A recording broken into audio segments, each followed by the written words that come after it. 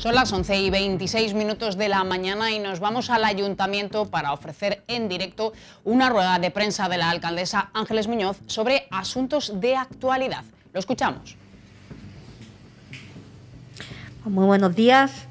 Como saben, la semana pasada aprobamos el Plan Estratégico de Subvenciones, donde se dio a conocer el importe más alto, la partida presupuestaria más importante que la ciudad de Marbella ha destinado nunca a estos objetivos.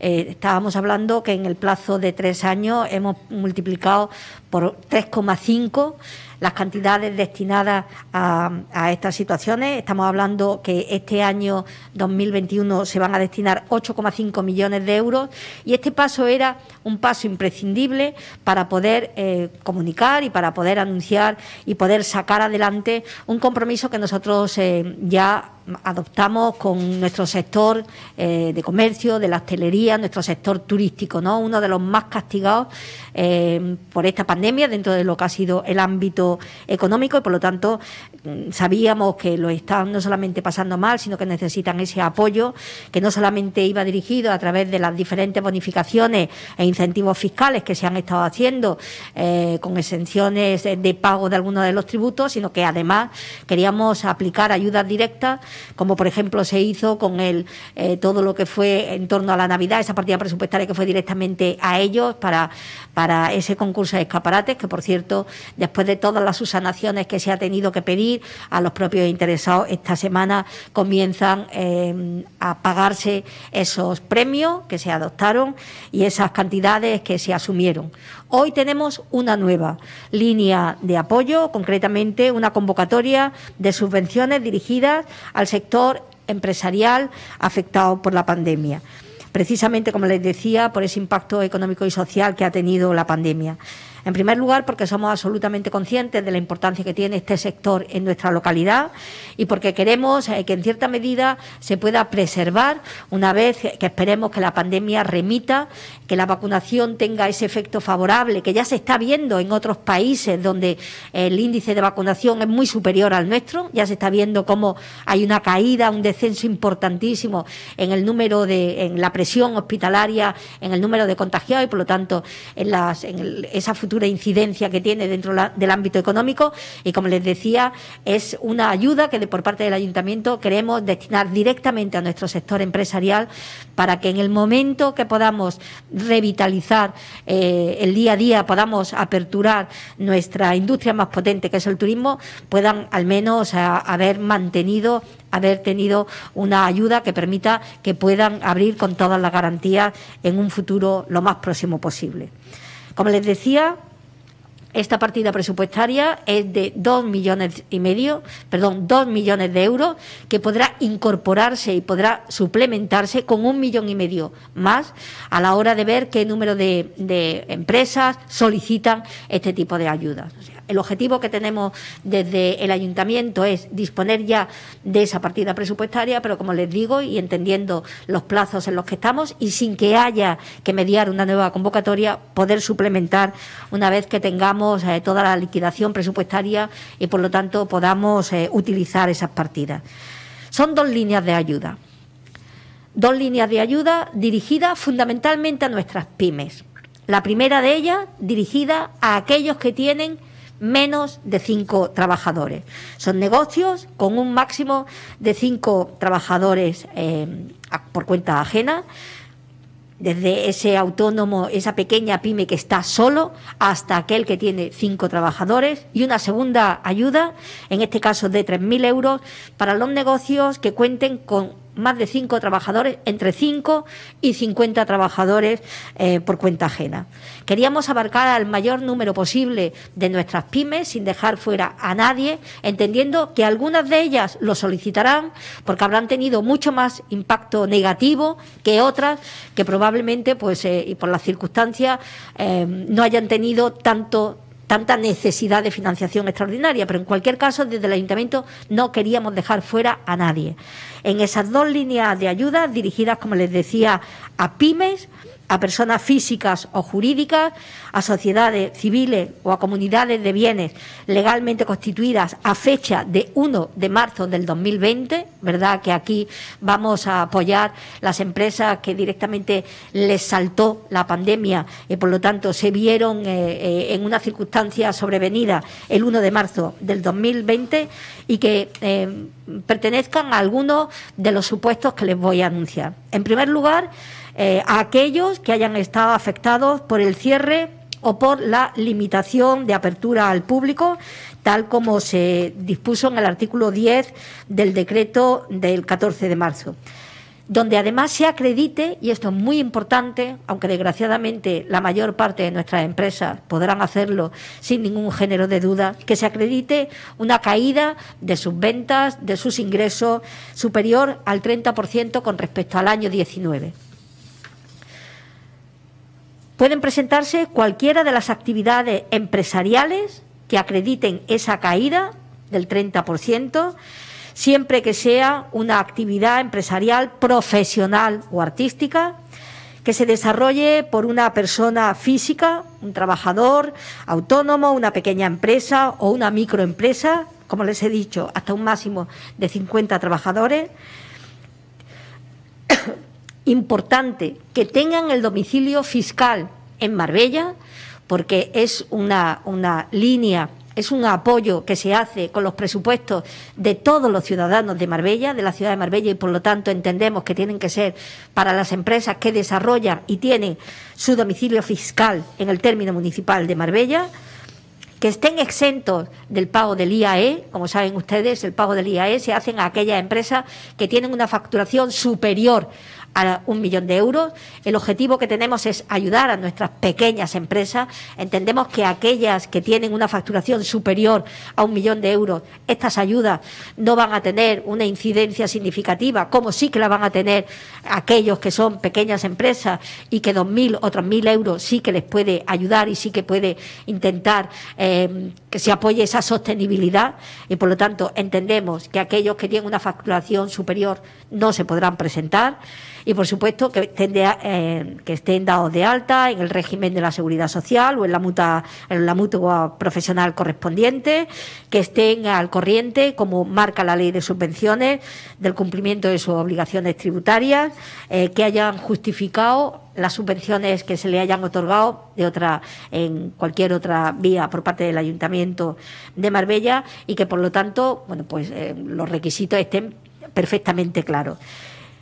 ¿Cuáles van a ser los criterios de selección? Pues miren ustedes, el primero de todos, y creo que además es de justicia, la prioridad la tendrán aquellas pymes, aquellas empresas que hayan tenido que echar el cierre. Son las que han tenido y las que han sufrido las mayores consecuencias de la pandemia. Esas fundamentalmente vinculadas con el comercio, con la hostelería, vinculadas con el sector turístico, que no se consideraron empresa esencial y que por lo tanto tuvieron que echar el cierre. Esas empresas serán las que primero, habrá dos grupos y por lo tanto esas tendrán absoluta prioridad. A partir de ahí, y todas las que cumplan con los requisitos que le hemos dicho y en orden de presentación de esa solicitud de ayuda, pues también estarán incluidas en esa primera partida presupuestaria de los 2 millones, y como les decía, si se superan las solicitudes habrá una partida extraordinaria de 1,5 millones de euros para poder hacer frente a las solicitudes que nos vayan llegando. El plazo de presentación, una vez que hoy se ha aprobado el decreto para poder sacar adelante esta línea de subvención, en el momento que se publique en el Boletín Oficial de la provincia, que estimamos que pueda ser el próximo viernes o como muy tarde es el próximo lunes, a partir de ahí habrá 15 días naturales para la presentación de la solicitud. Las bases reguladoras de esta subvención, como les decía, vienen absolutamente claras, pero entendemos que por parte del Ayuntamiento, y para que no haya ninguna persona que por no saber o por no presentar debidamente la solicitud se vaya a quedar fuera, por parte de la página del Ayuntamiento, de la página web del Ayuntamiento, marbella.es, y dentro de lo que es la sede electrónica habrá un manual paso a paso cómo se tiene que presentar la solicitud. Yo creo que por parte del Ayuntamiento se van a dar todas las facilidades y queremos dar pues todas las garantías de que aquel que tiene y que cumple los requisitos, que no deje de presentarlo por falta de información. Las solicitudes se deben de hacer, como todos ustedes saben, en el registro electrónico del Ayuntamiento de Marbella y, por supuesto, bueno, pues ya les daremos a conocer, y tanto mis compañeros que hoy están aquí conmigo, dentro del área de Fomento Económico y Pymes, Cristóbal Garre, que junto con todo su equipo, Alejandro y todo el equipo, han hecho un magnífico trabajo, a través de la Delegación de Fomento Económico, que como saben el email es oficinaempresas@marbella.es, con sus diferentes teléfonos en caso de que quieran alguna consulta, pero como les decía, en el tema de la administración electrónica en nuestra página vendrá un manual que se está elaborando para que todo quede perfectamente claro, y como les decía, y desde aquí también darle no solamente la enhorabuena, sino el agradecimiento al área económica, a Hacienda, a la delegación que dirige Félix Romero, por su implicación para poder sacarlo en el menor plazo posible. Era una tramitación, todo lo que es dinero público tiene una tramitación, requiere, y este ayuntamiento lo hace, de informes favorables de todos los departamentos. Antes de poder sacar esta línea de subvención se tuvo que aprobar el plan estratégico. Por supuesto, antes teníamos que tener las partidas presupuestarias en nuestro presupuesto para el año 2021, pero creo que ese esfuerzo que se ha hecho pues por la sede, por parte de todo el área económica, el área de fomento y pymes, el área de administración electrónica, todos han entendido la necesidad cuanto antes que se sacara esta subvención, y también les anuncio que a lo largo de estos días los dos concejales y yo misma también mantendrán diferentes reuniones con los colectivos, tanto a nivel de asociaciones, a nivel de reunión que tienen y por lo tanto de plataformas constituidas para defender los intereses de nuestros sectores. Se tendrán reuniones con ellos también para que sirvan de altavoz y puedan pues dar a conocer a todos sus asociados y a todas las personas de su entorno, y por lo tanto nos reuniremos con todo el sector de comercio. Félix lo hará con el sector de comercio, Cristóbal lo hará con el sector de fomento económico y pymes. Tendrán toda la información, como les decía, para que las empresas de Marbella puedan acceder a esta ayuda, que por otro lado el ayuntamiento quiere que sea lo más ágil, lo más rápida y sobre todo lo más eficaz posible. Nuestro objetivo y el compromiso al que llegamos es precisamente que, aun sabiendo la caída tan importante que ha tenido el Ayuntamiento de Marbella en materia de ingresos, al igual que lo han hecho las propias empresas, que hubiera un ejercicio de responsabilidad, que priorizáramos las partidas presupuestarias y que por lo tanto pudiéramos tener esos 2 millones en el propio presupuesto y el compromiso de 1,5 millones más en caso de que sea necesario, para poder afrontar entre todos esta salida de la crisis, que estoy convencida, los datos de ayer lo avalan. Seguimos teniendo una incidencia menor día a día. Si se mantienen esas cifras, yo espero que la ciudad de Marbella pueda abrir no solamente como ha abierto su comercio, sino también el perímetro para poder tener una mayor afluencia de visitantes, y que sobre todo, y recordando en este tipo de comparecencias, ya que se está produciendo las vacunas, ya que tenemos un objetivo a corto medio plazo para poder salir adelante de esta crisis, que no bajemos la guardia, que es muy importante que sigamos manteniendo todas las medidas que nos hagan que entre todos podamos parar esta pandemia. Muchísimas gracias. Pues todos los datos, toda la información, ya saben, en el informativo de las 2:30 de la tarde. Y a final de mes es la fecha que elige el delantal de la opinión de Málaga para ofrecer lo mejor de la gastronomía malagueña. Los cítricos es el tema central de este mes. Los queremos, son muy positivos para la salud, pero su venta se ha visto mermada por la pandemia. Vamos a saber por qué. Laura Escobar, muy buenos días. Hola, buenos días. ¿Qué tal? ¿Cómo estamos? Pues muy bien, muchísimas gracias por invitarme, como siempre. Como tú bien dices, efectivamente, también se ha visto mermada esa venta porque, como comentan los propios productores, tenemos pues menos dinero en el bolsillo, y con lo cual pues miramos, por desgracia, hasta algo tan importante como los cítricos. Sin embargo, hay que recordar que en el Valle del Guadalhorce, muy cerquita de todos nosotros, tanto de vosotros que estáis en Marbella como yo que estoy aquí en la capital, tenemos unos cítricos maravillosos de una calidad excepcional.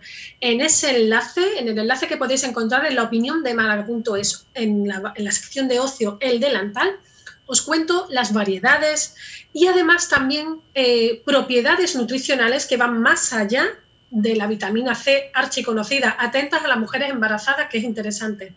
Y una receta muy importante de Toñi. Es que son maravillosas y además tenemos de todo: naranjas, limones, pomelos. Pero claro, el gran frenazo de la hostelería les está haciendo una mella muy dura. Muy dura. Claro, date cuenta que hay variedades que solamente tenían salidas, que eran de calibres más pequeños, solamente tenían salida en la hostelería. Sin embargo, bueno, ellos esperan que con esta nueva apertura de la hostelería en la provincia tengan ese repunte y esa salida, ¿no? Tanto de mandarinas como de naranjas, porque limones, Málaga precisamente es por su climatología, en las dos variedades que cultiva tenemos limones todo el año. Sin embargo, naranjas y mandarinas no, ya está mucho más limitado. Bueno, son muy saludables y su consumo es muy interesante. Bueno, uno de los usos que explicas en el suplemento pues, es la coctelería. Sí, la coctelería, porque además tenemos nuestro colaborador habitual, José Urdiales, que es nuestro sommelier, hace un interesante artículo sobre la deshidratación, cómo deshidratar, aprender a deshidratar cítricos e implementarlos dentro de la coctelería, ¿no? En concreto, él te ofrece 3 formas diferentes de poder deshidratar tanto pomelos, las mandarinas o las naranjas y los limones, e introducirlos en 4 variedades diferentes de cócteles. Un maravilloso margarita de pomelos es una opción, por ejemplo, o cítricos y cerveza, que también es una buena opción que te da. Pero no quiero descubrir las 3 formas de deshidratar en casa de forma muy fácil, porque si no se lo cuento todo y luego no se meten. De la pólvora a la coctelería, como lo titulas. Y claro, aquí volvemos al mismo punto, el sector de la restauración. Efectivamente, date cuenta que, mira, hay una cosa que igual no todo el mundo sabía, y yo cuando empecé a investigar tampoco, y es que en Málaga ha tenido una tradición de secadero de cáscaras de cítricos para elaborar pólvora. Estoy hablando de la revolución industrial un poquito más adelante, y de ahí que salga precisamente esos secaderos estaban cerca de los trenes, ¿no? Para poder llevar esa mercancía. Y claro, al final todo esto ha ido evolucionando a una salida mucho más comercial y hostelera, como bien comentas. Esas 4 combinaciones que te da y estas 3 formas de deshidratar las podemos hacer en casa y las podemos hacer, por supuesto, las podemos emplear en nuestro restaurante o en nuestro bar. Fantástico. Bueno, se pone en la palestra de nuevamente el semáforo de la alimentación, el Nutri-Score, y al hilo de que el aceite de oliva virgen extra y el jamón son malos para la salud. Esto es increíble. Es horrible, pero ¿sabes lo bueno? Que ya ha reculado hace pocos días, además, el Ministerio de Consumo ha decidido sacar de ese semáforo tan... poco fiable. Bueno, poco fiable, le faltan muchas cosas. De hecho, en el reportaje lo que hago mención es que la OCU da unas recomendaciones que son bastante interesantes. Sí es cierto que en un principio ese semáforo que va de verde a rojo, ¿no? De la A, B, C, D, E, que es, digamos, A es lo verde, lo más saludable, y la E lo más dañino, ¿no? Por así decirlo. El Ministerio etiquetaba al aceite de oliva con las mismas propiedades respecto de sus grasas, igual que cualquier aceite como el de colza o el de semilla, cuando no tienen nada que ver. Ya lo sabemos, como tú me has comentado, ese jamón maravilloso o ese aceite de oliva. Sin embargo, el Ministerio ya ha reculado, ha dicho que va a sacar de ese semáforo el aceite de oliva, porque no tiene ningún sentido que esté ahí. Pero sí es verdad que, bueno, pese a que puede ser... Yo quería hacer un reportaje sobre esto porque pese a que puede ser controvertido, y lo es, creo que nos puede ayudar a vuela pluma, en un solo vistazo, comparar tipos de alimentos. Si bien es cierto, la OCU hace unas recomendaciones bastante interesantes para ajustar un poco, ¿no? Para que el sistema se ajuste y no pase lo que tú bien estás comentando, que parece que tomar aceite de oliva es igual que tomar aceite de girasol. Igualito. Y no lo es. Igualito, vamos. ¿Qué propuestas tenéis gastronómicamente hablando para pasarlo bien en casa? Bueno, pues tenemos varias propuestas y algunas de ellas también pueden llegar a toda la provincia.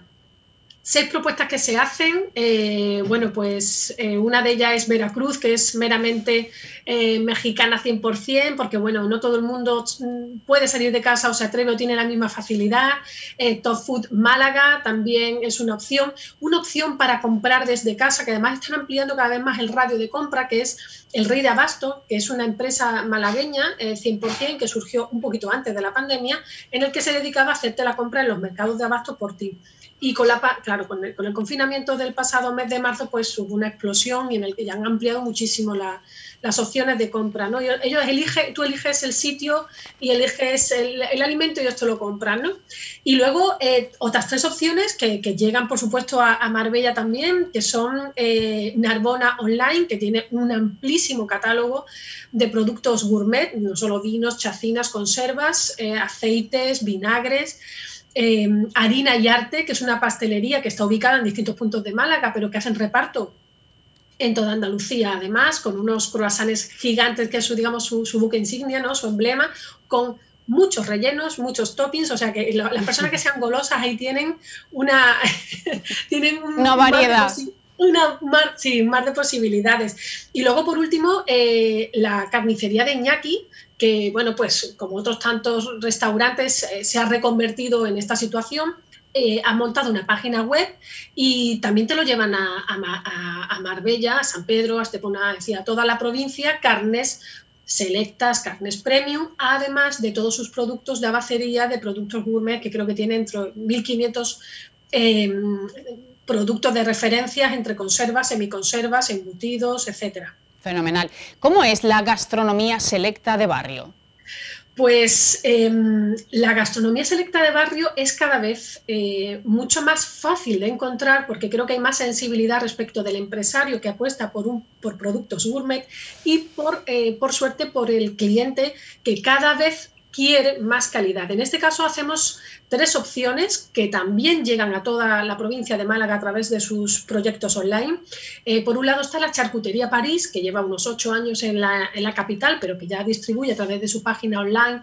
De hecho, ha comprado una nave para poder dar surtido y servicio a toda la provincia, y te puedes encontrar pues, productos desde una mortadela básica hasta productos de alta charcutería, carne de wagyu certificada japonesa, y además ellos tienen una especialidad que es, si tú te metes en su página web, puedes tener cualquier tipo de carne con cualquier tipo de pieza cortada en cualquier tipo de envase que tú elijas, es decir, más a la carta, imposible, ¿no? Además tiene una línea de frescos apto para celíacos, certificado, que creo que puede ser una maravilla para muchas personas. Vinomar, que está también aquí en Málaga capital, tiene una especialización en excedentes de vinos de denominaciones de origen a un precio-calidad muy bueno, ¿vale? Son vinos que tú los etiquetas o los pueden etiquetar o no son con etiquetas, pero son de bodegas reconocidas por denominaciones de origen a través, además de tener otros muchísimos, más de 700 referencias de productos que vienen etiquetados y que son, digamos, más comercialmente al uso, ¿no? Es vinos de Málaga, que hacen un foco muy importante en todos los vinos de la producción de Málaga y también de otros deos de España, ¿no? Así como licores. Y la Dispensa Italiana, que es un sitio, un rinconcito, que también está en el Soho. Son tiendas que se han ubicado no en el centro, sino en barrios de Málaga, digamos más periféricos, pero que han apostado por la calidad. En este caso, la Dispensa de Málaga, de Italia, es una abacería italiana con productos gourmet, que además trabajan con un obrador de Bolonia que le hacen a ellos expresamente las pastas frescas que luego ellos cocinan y te pueden servir cocinadas, o que tú te las lleves a casa y tú las cocines como tú quieras, con los rellenos y unas recetas exclusivas, ¿no? Es un pequeño rinconcito italiano que merece la pena visitar. Pues fenomenal, nos lo apuntamos porque probablemente este fin de semana ya podemos salir de la provincia. Bueno, pues Laura, gracias. Gracias a vosotros y espero que todos podamos vernos pronto. Un saludo. Un saludo. Bueno, es tiempo ahora de hablar de empresas, de empresarios, con la sección que nos trae el Centro de Iniciativas Turísticas. En el caso de hoy hablamos de Pemangar, tenemos con nosotros a Pedro Manzorro. Pedro, muy buenas, ¿cómo estamos? Hola, buenos días, ¿qué tal? Vamos a hablar de plagas, sí. Vamos a prepararnos para lo que viene, ¿no? ¿En qué temporada estamos en concreto? Bueno, ahora estamos, digamos, en lo que es el corazón del invierno. Esto es muy dependiente de la temperatura, también de la humedad, pero sobre todo de la temperatura. Ahora estamos, digamos, en una época tranquila, vamos a decir, bajita. Esto empezará cuando los calores de la primavera empiecen poco a poco a subir la temperatura.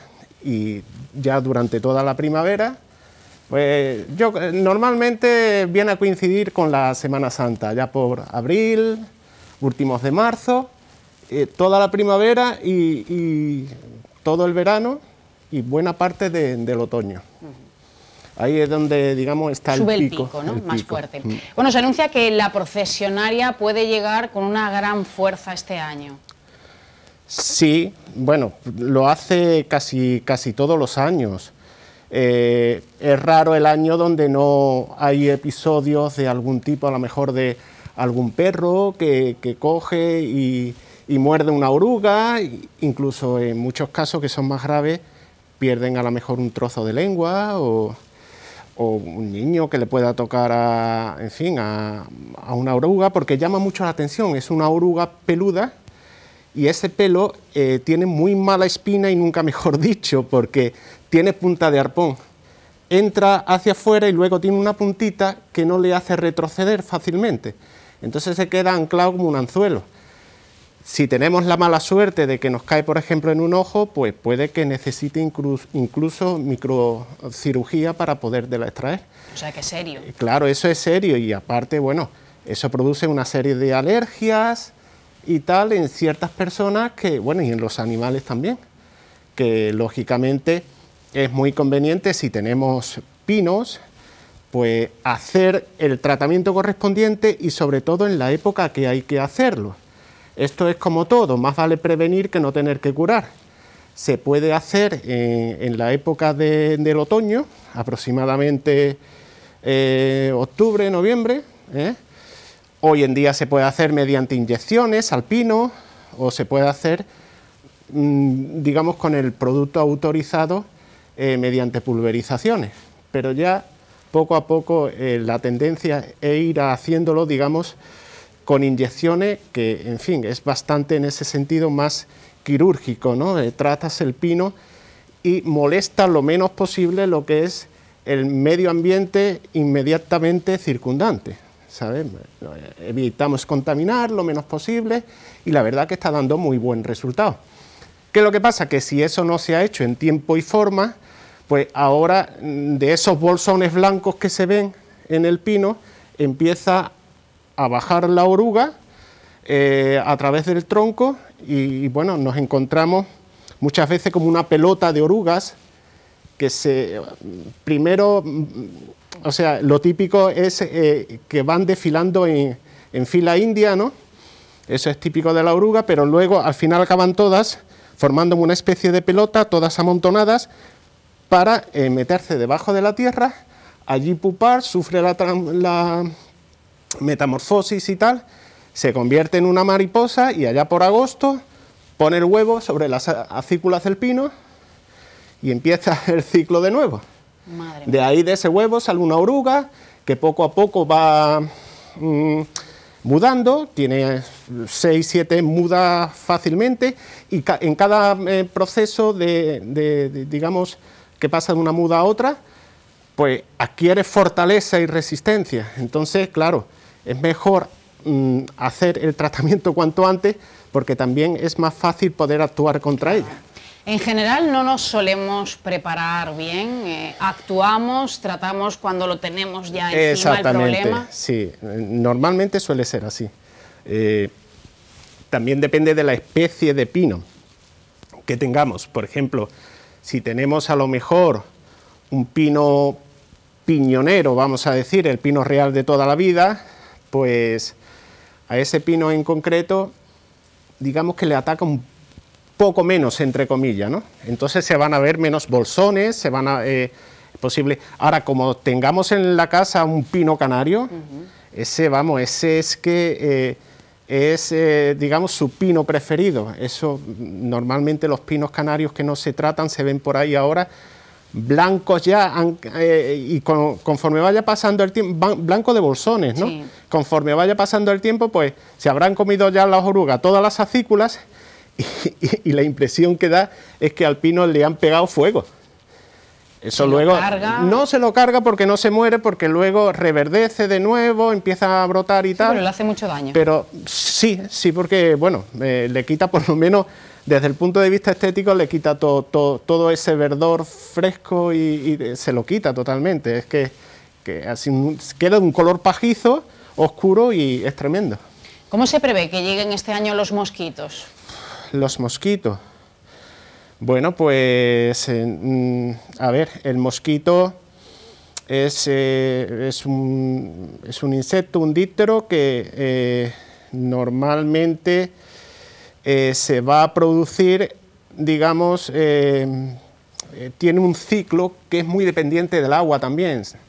Entonces, digamos, mosquito hembra llega y pone sus huevos con flotadores sobre superficie de aguas que están estancadas y tal. Normalmente eso en piscina y en aguas, digamos, cuidadas no ocurre. ¿Por qué? Porque están cloradas, entonces ahí no. Pero en aguas, digamos, pues por ejemplo, estancadas, muchas veces en los platos de las macetas, o en aguas, digamos, que se nos queda ahí estancada. Muchas veces es muy propensa el agua de lluvia, porque viene tan pura que eso no está clorada, porque el cloro se evapora y tarda un tiempo en hacerlo. Hay piscinas que dejan de cuidarse, por ejemplo, y también conforme se van perdiendo todo el cloro, y el agua se va poniendo verdosa, y ese es el caldo, es un agua muy propia para que llegue el mosquito, ponga los huevos y tal, con flotadores, como digo, y de ahí empiece a salir unas larvas que son muy típicas. Las podemos observar cómo bajan así, haciendo movimientos zigzagueantes hacia abajo, y luego necesita subir otra vez a la superficie para respirar, vuelve a bajar, ¿sabes? Y eso luego, bueno, sufre su proceso de pupación normal y tal, sí, se convierte en un mosquito adulto y se aparea y ahí empieza el ciclo. ¿Cuándo? Pues normalmente en primavera también, ya quizás...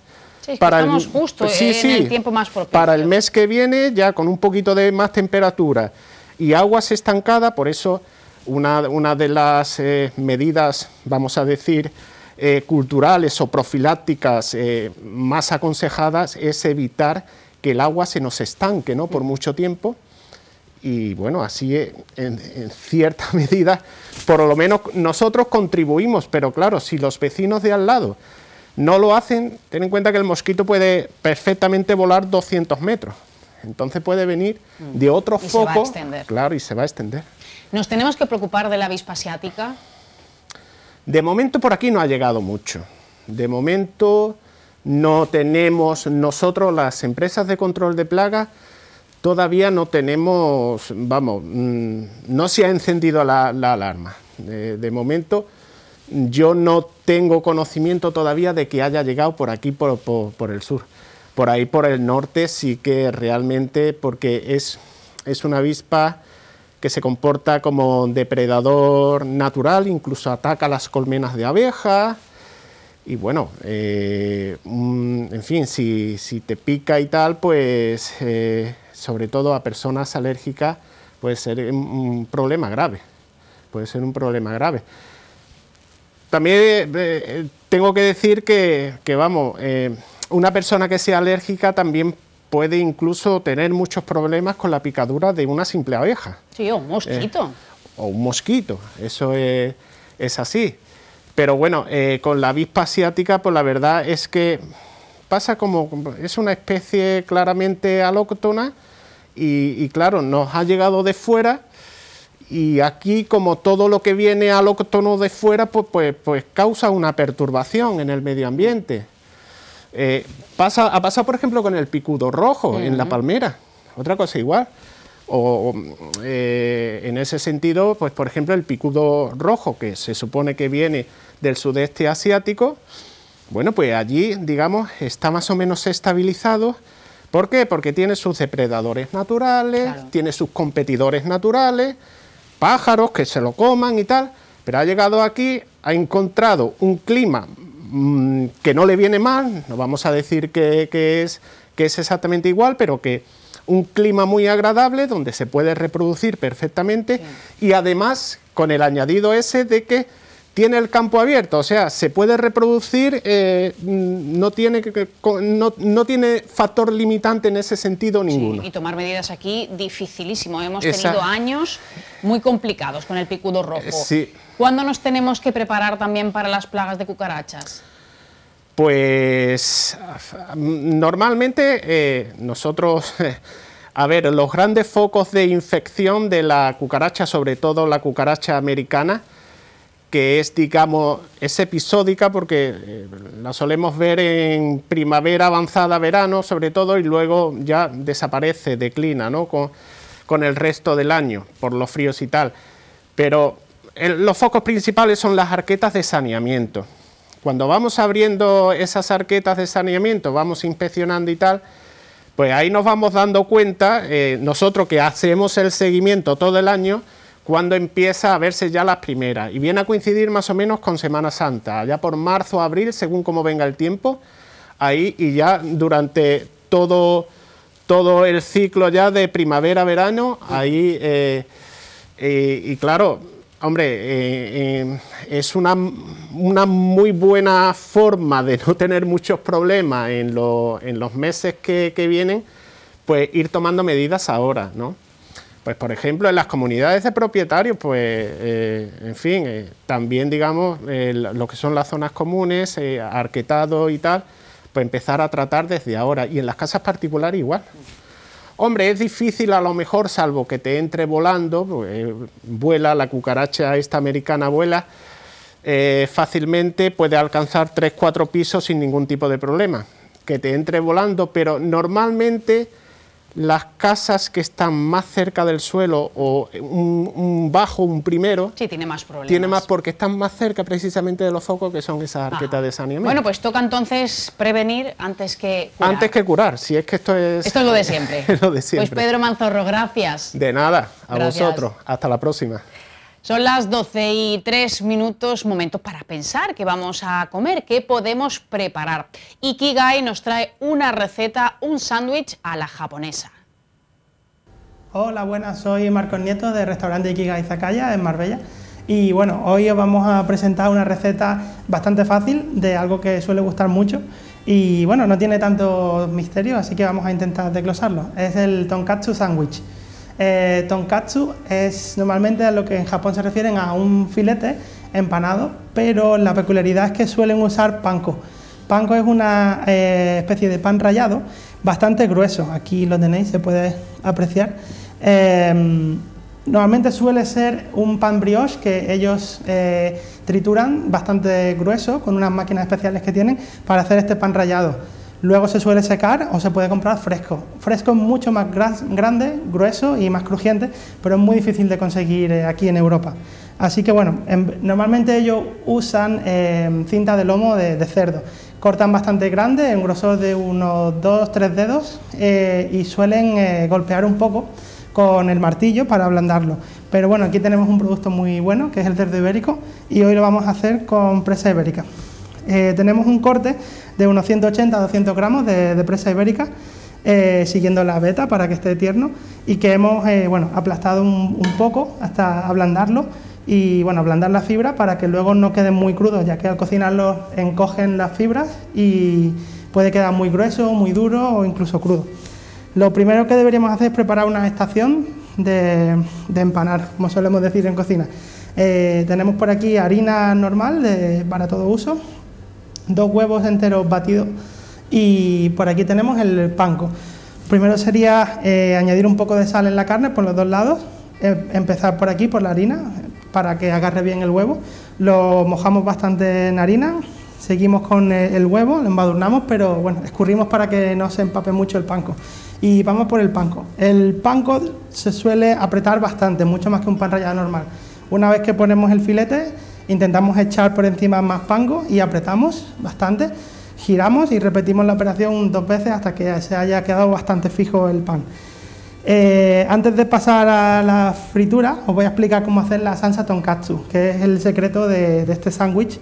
En Japón se suele comer también sin pan y se puede acompañar de arroz y salsa de curry japonesa o salsa tonkatsu, así que es bastante popular. Se parece mucho a la salsa okonomiyaki que hemos enseñado en otra receta, pero cambian las proporciones. Se usa ketchup, salsa de ostras, azúcar y salsa inglesa, salsa Perrins. De ketchup ponemos unas 4 cucharadas grandes, ponemos unas 3 cucharaditas de salsa de ostras y bueno, esto ya es un poco más al gusto porque aquí es donde le da el sabor y balancear la salsa. De azúcar nosotros nos gusta poner unas 2 cucharaditas de café y de salsa Perrin 2. Intentamos nivelar estas dos porque bueno, la acidez y el azúcar se balancean, se mezclan con una varilla en frío, no hace falta calentarla y ya estaría lista nuestra salsa. Nosotros la tenemos por aquí embotellada. Bueno, antes de continuar también con la fritura, suele llevar una ensalada de col, bastante parecida a un coleslaw, así que bueno, ponemos col, la parte más blanca, si es posible, de la col, cortada en juliana muy finita. Un cuarto de cebolla roja suele ser suficiente para 2 sándwiches y bueno, de col, como un cuarto de col también suele ser más que suficiente.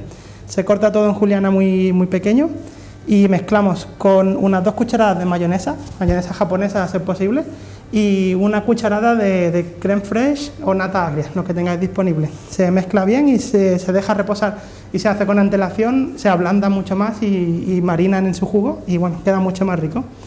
Bueno, para la fritura nosotros lo tenemos ya aquí listo, pero podemos poner una freidora a unos 180 grados o calentar en un cazo aceite de girasol, siempre un aceite vegetal suave, nunca pongáis aceite de oliva ni ningún aceite fuerte. Y cuando esté a 180 sumergimos y podemos poner un cronómetro a los 3-4 minutos y podemos revisarlo. Al tocar el tacto debería estar un poquito firme, pero bueno, al ser un cerdo ibérico podemos dejarlo un poquito más jugoso y dejarlo sobre el cazo en una rejilla o si tenemos freidora sobre la freidora para que se termine de cocinar por dentro. El pan es uno de los detalles más importantes. Antes era un poco más difícil de conseguir, pero ya se ven en supermercados comunes.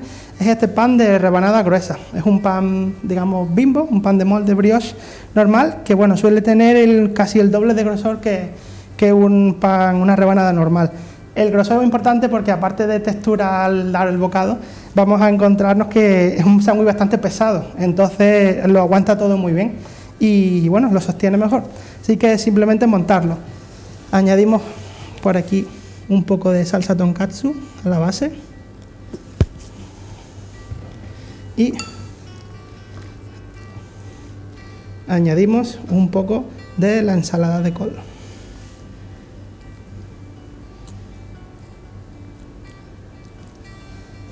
Podemos añadir un poco de cebolleta japonesa en juliana muy fino y unas poquitas de semillas de sésamo tostado. Añadimos el sándwich, normalmente intentamos cortarlo todo cuadrado porque bueno, la estética es muy importante en la cocina japonesa, siempre intentan hacerlo lo más simétrico posible. Y bueno, añadimos un poco más de salsa sobre el sándwich y en el pan. Y bueno, montamos, intentamos alinear el pan y bueno, si no queréis desaprovechar, porque en restaurantes se suele hacer, podéis dejarlos enteros, pero una de las formas de servirlo es recortando los bordes y cuadriculando el sándwich para hacer 4 porciones. Así que bueno, podemos empezar a cortar los bordes.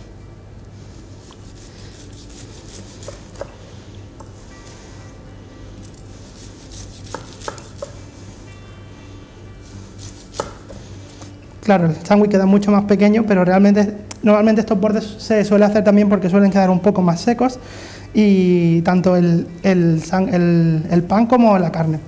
Y bueno, podemos cortar y a nosotros aquí nos gusta hacerlo en 2, así que ya tendremos aquí listo nuestro sándwich tonkatsu de cerdo ibérico. Así es como se suele servir. Así que bueno, espero que os haya gustado y nos vemos en otra receta.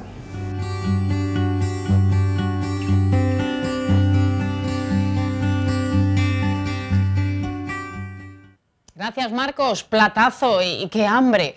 Toca ahora recorrido por los libros con Soledad Mena. Hola, buenos días. Hola, buenos días, Eva. ¿Qué tal? Muy bien. ¿Cómo estás? Encantada, pues ya con otra semanita de libros y esta vez un poco más folclórica. Bueno, tocaba. Es nuestro día, el Día de Andalucía. Exacto, así que como ya todos conocemos a Federico García Lorca, Antonio Machado, Gustavo Adolfo Bécquer, Juan Ramón Jiménez, Alberti, como todos esos ya los tenemos muy presentes, hoy vamos a rescatar una lista de 5 escritores andaluces, pero bueno, otros nombres. Y aquí en esta selección hay novela, ensayo, poesía, biografía, novela juvenil, hay un poquito de todo, una buena selección. ¿Por dónde empezamos?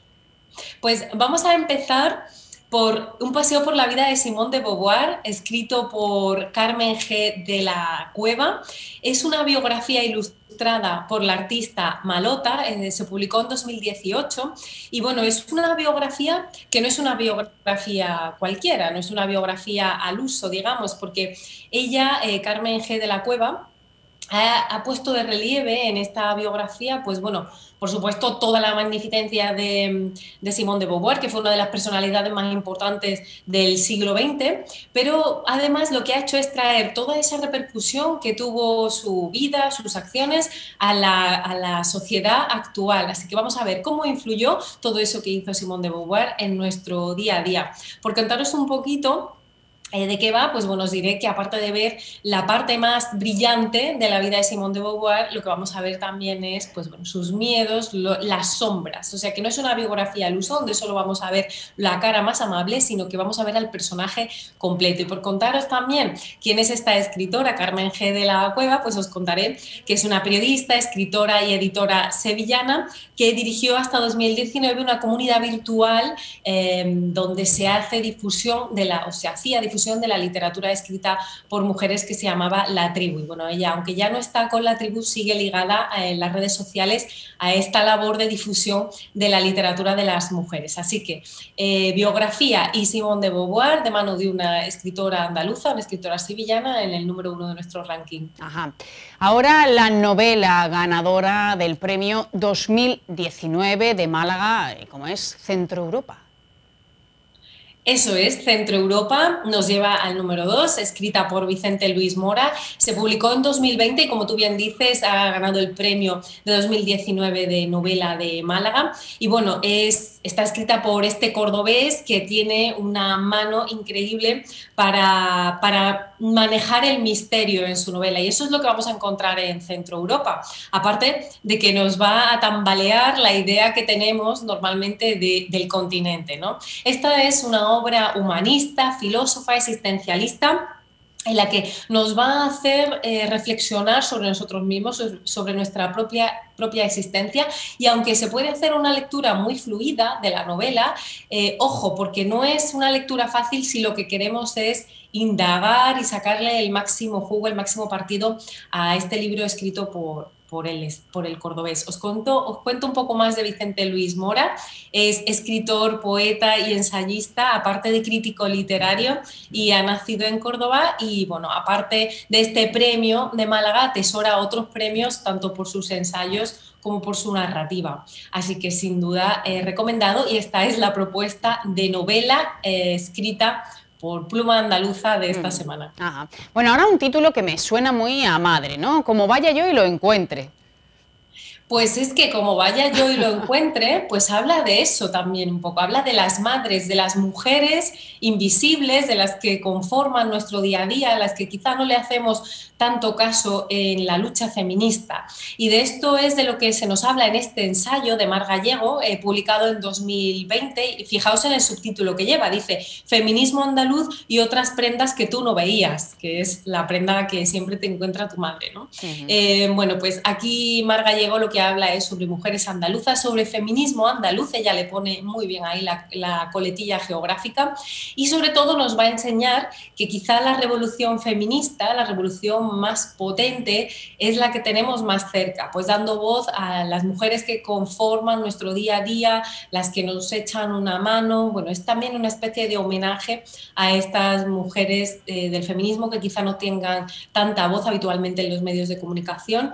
Y bueno, sobre Mar Gallego, ¿qué os voy a decir? Es una periodista que ella misma se define como contadora y que es especialista en género, identidad y ciudadanía. O sea que seguro que Como vaya yo y lo encuentre, va a gustar mucho a quien esté buscando algún libro, un ensayo con mucho carácter marcado andaluz. Ajá.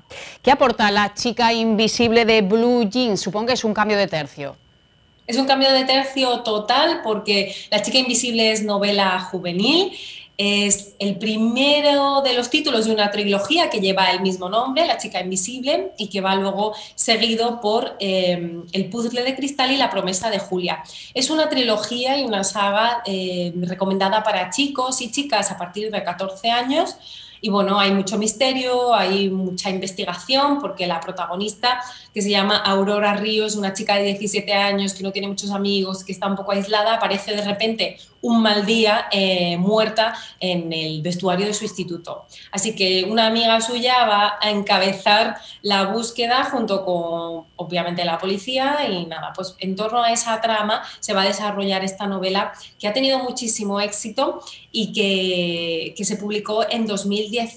Blue Jeans, que es el escritor, es el seudónimo de un escritor andaluz que se llama Francisco de Paula Fernández, que también, además de escritor, es periodista, es sevillano, y bueno, es uno de los escritores con más seguidores en las redes sociales, porque tuvo un boom literario con su libro Canciones para Paula, y a partir de ahí se ha convertido en un referente de la literatura juvenil. Así que si hay jóvenes viéndolo, porque estamos en Semana Blanca, o para padres y madres que quieran hacer un regalo, quizá La chica invisible puede ser un buen comienzo para una lectura continuada de tres tomos. Bueno, y como cierre, indispensable, imprescindible, los poemas de la malagueña María Zambrano. Claro, quería cerrar el listado por todo lo alto con una malagueña ilustre, célebre como María Zambrano, no me he podido resistir. Y bueno, esta es una obra publicada en 2019, es bastante reciente, y recoge los poemas de María Zambrano. Es una edición de otro poeta que no... Sí que viene ahí, pero se ve muy pequeño. Es un poeta de Puerto Real, de Cádiz, que se llama Javier Sánchez Menéndez, y él lo que ha hecho ha sido recopilar todas estas obras poéticas de María Zambrano, tanto las escritas en verso y prosa, son 50 en total, y él las ha puesto en orden cronológico para que podamos disfrutar, bueno, pues de lo que salió de la cabeza, de su imaginario, de María Zambrano, una de las mujeres más influyentes del siglo XX, que fue una intelectual, filósofa, ensayista, poetisa, una extensa obra publicada, y bueno, que fue injustamente, o bueno, no fue tan celebrada hasta 50 años después de su exilio, después de haber llevado toda la vida escribiendo, ¿no? Una vida muy prolífica, pero que bueno, que luego ya en 1984 volvió a España, y en el 85 se le hizo hija predilecta de Andalucía. Si no os gusta mucho la poesía, o si ya habéis revisado todos los textos de María Zambrano en la versión poética, pues bueno, que sepáis que también hay muchísimos ensayos publicados de María Zambrano, y además una obra con las obras completas en varios volúmenes, para que tengamos todo bien recogido de esta mujer malagueña nacida en Vélez, Málaga, que sin duda es una de las exponentes más importantes de la literatura de Málaga, de nuestra provincia. Bueno, pues ya tenemos deberes y además se nos acumula el trabajo. ¿Tenéis encuentro este 25 con Carlos Zanón? El jueves ya, no nos queda nada, estamos ultimando, pues bueno, los capítulos finales de Carballo, Problemas de Identidad, y el próximo jueves nos vemos en directo con el escritor Carlos Zanón a las 6:30 en nuestra cuenta de Instagram y también en nuestro canal de YouTube. Y bueno, tenemos ya muchísimas preguntas preparadas para hacerle. Así que si alguien nos está viendo y aunque no haya leído la novela le apetece escuchar a Carlos Zanón o le quiere preguntar algo sobre todo el proceso creativo de un escritor, pues nada, que se sume al Club de Lectura Maravillas y allí les vamos a esperar. Bueno, pues no hay que perdérselo. Soledad, gracias y nos vemos en los libros. Gracias a ti, nos vemos en los libros. Buena semana. Buena semana, un beso. Nosotros nos marchamos ahora unos minutos a publicidad y enseguida volvemos.